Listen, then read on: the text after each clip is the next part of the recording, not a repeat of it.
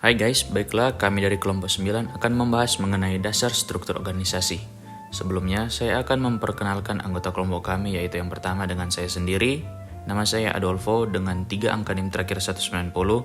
Lalu ada Almond Somodaso dengan 3 angka NIM terakhir 177. Gabriel Worang dengan 3 angka NIM terakhir 188. Dan yang terakhir, Andrian Lengkong dengan 3 angka NIM terakhir 192.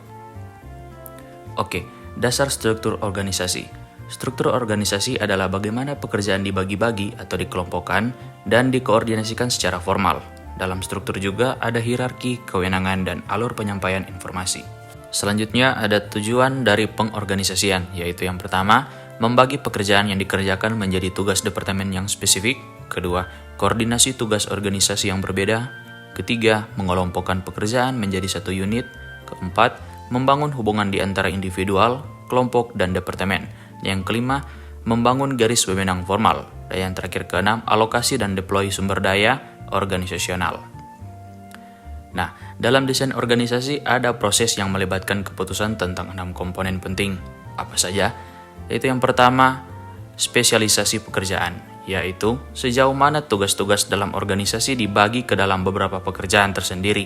Spesialisasi yang berlebihan juga dapat mengakibatkan tindakan manusia yang tidak ekonomis seperti kebosanan, kelelahan, kualitas yang jelek, meningkatnya ketidakhadiran, dan tingginya tingkat perputaran. Oke, selanjutnya itu ada departementalisasi. Nah, departementalisasi adalah dasar yang dipakai untuk mengelompokkan pekerjaan secara bersama-sama. Departementalisasi dikelompokkan menjadi 5 tipe, yaitu yang pertama, fungsional. Fungsional adalah pengelompokan pekerjaan berdasarkan fungsi yang dilakukan. Yang kedua itu produk, yaitu pengelompokan oleh lini produk. Misalnya dalam suatu perusahaan itu memproduksi beberapa barang, maka departemen produksilah yang mengurus tentang hal-hal produksi. Terus juga mungkin terdapat berbagai jenis-jenis barang. Nah, itu juga merupakan tugas departemen produksi untuk membagi beberapa tim agar supaya jenis-jenis barang tersebut dapat difokuskan lagi sehingga menjadi kualitas yang baik. Terus yang ketiga itu ada geographical. Geographical yaitu pengelompokan berdasarkan wilayah geografis. Misalnya cabang perusahaan itu ada yang berada di Jawa Timur dan ada juga yang berada di Jawa Barat. Terus yang keempat itu adalah proses. Nah, proses ini merupakan pengelompokan pekerjaan berdasarkan produk atau arus pelanggan. Nah, yang mengurus ini adalah Departemen Pendistribusian Barang dan Pemilahan Barang Produksi. Terus yang kelima itu ada customer, atau bagian yang dimana yang mengurus tentang customer atau pelanggan. Nah, pengelompokan pekerjaan berdasarkan jenis pelanggan dan kebutuhannya itu diurusi oleh customer service serta bagian promosi. 3. Rantai komando adalah garis wewenang yang tanpa putus yang membentang dari puncak organisasi ke eselon paling bawah dan menjelaskan siapa bertanggung jawab kepada siapa. Wewenang atau hak yang melekat dalam sebuah posisi manajerial untuk memberikan perintah dan untuk berharap bahwa perintah tersebut dipatuhi. Kesatuan komando yaitu gagasan bahwa seorang bawahan harus memiliki satu atasan saja, kepadanya ia bertanggung jawab secara langsung. Dan yang keempat, rentang kendali. Jumlah bawahan yang dapat diserahkan oleh seorang manajer secara efisien dan efektif. Rentang kendali dipengaruhi oleh yang pertama ada keahlian dan kemampuan manajer, yang kedua karakteristik karyawan, ketiga karakteristik pekerjaan yang dikerjakan, keempat keserupaan tugas, kelima kerumitan tugas, keenam kedekatan fisik dengan bawahan, dan yang terakhir yang ketujuh standarisasi tugas.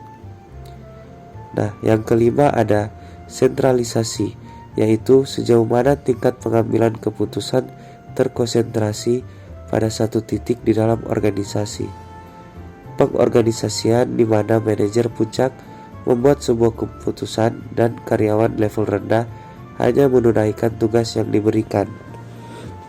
Dan yang keenam adalah formalisatio, atau tingkat di mana pekerjaan dalam organisasi distandarisasi dan kadar di mana perilaku diarahkan oleh peraturan dan prosedur. Formalisasi tinggi terhadap pekerjaan menawarkan sedikit kebijakan terhadap apa yang dikerjakan.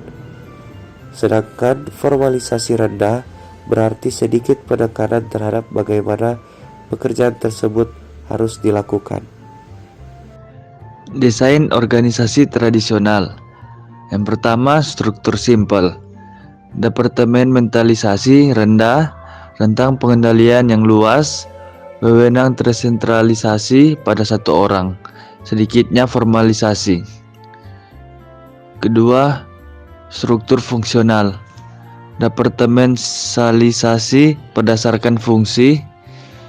Ketiga, struktur divisional, terdiri dari unit atau divisi yang terpisah dengan otonomi terbatas di bawah koordinasi dan kendali perusahaan induk. Desain organisasi kontemporer. Keempat, struktur tim. Seluruh organisasi dibuat bekerja secara kelompok atau mengatur sendiri dengan memberi wewenang kepada pekerja pemberdayaan pekerja. 5. Struktur matriks dan proyek.